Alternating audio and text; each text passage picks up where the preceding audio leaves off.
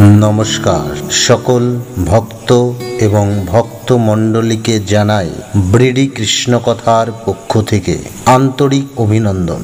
আজকে আমরা শুনব ভগবানের সমাজ জীবনের উপর কিছু ভালো প্রেরণামূলক। আপনি যেদিন আপনার স্বপ্নের সঠিক রাস্তায় চলতে থাকবেন, সেদিন আপনার পার্শ্ববর্তী মানুষ বলবে আপনি ভুল রাস্তায় চলছেন। যেদিন আপনার পার্শ্ববর্তী মানুষ বলবে বা আপনাকে পছন্দ করবে যে আপনি একজন পারফেক্ট ব্যক্তি, সেদিন শুধু আপনার মনে হবে আপনি সঠিক নকশা থেকে বেরিয়ে গেছেন।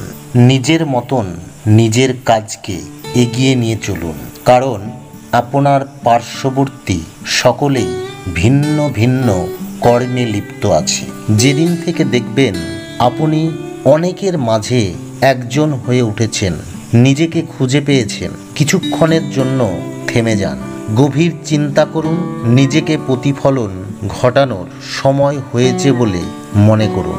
আপনি নিজেকে কত মূল্যবান করে তুলতে পারবেন সেটা সম্পূর্ণ আপনি নিজেই নির্ধারিত করতে পারেন। আপনার পরিচয় কি তা জানতে অন্য কারো উপর নির্ভর করার কোনো প্রয়োজন নেই। সমাজের অধিকাংশ মানুষই তারা একে অপরের মতন, তাই তারা তাদের মতন। আপনার মতন সমাজের বিশেষ অংশ একে অপরের মতো, শুধু আপনি আলাদা। তাই মনে রাখবেন, সমাজের অধিকাংশ আপনার মতো। সমাজকে বা কোনো ব্যক্তিকে ভয় দেখিয়ে নয়, ভালোবেসে নিজের আনুগত্য করাই হলো শ্রেষ্ঠ কাজ।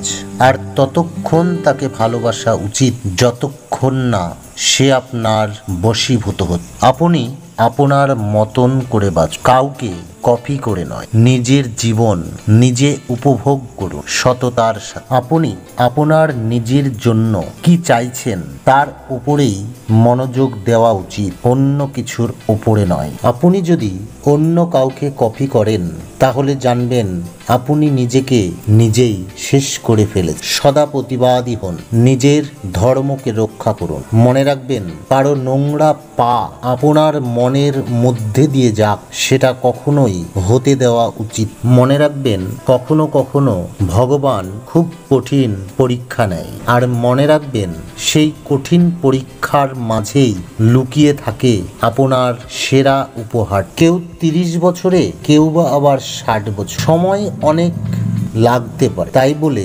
ধর্মের পঞ্চম আধার ধৈর্যকে হারালে হবে। ধৈর্য সহকারে আপনার কর্ম করে যান। আপনার ভুল, আপনার মারাত্মক ভুল একদিন আপনাকে শেষ করে দিতে পারে। কারণ হলো আপনার ভুলের জন্য সময় এবং অহংকার, এই দুইজন সর্বদা আপনাকে বিচলিত করুন। দৃঢ় প্রতিজ্ঞা এবং ভগবানের উপর আস্থা রাখ, সবকিছু আপনি পাবেন।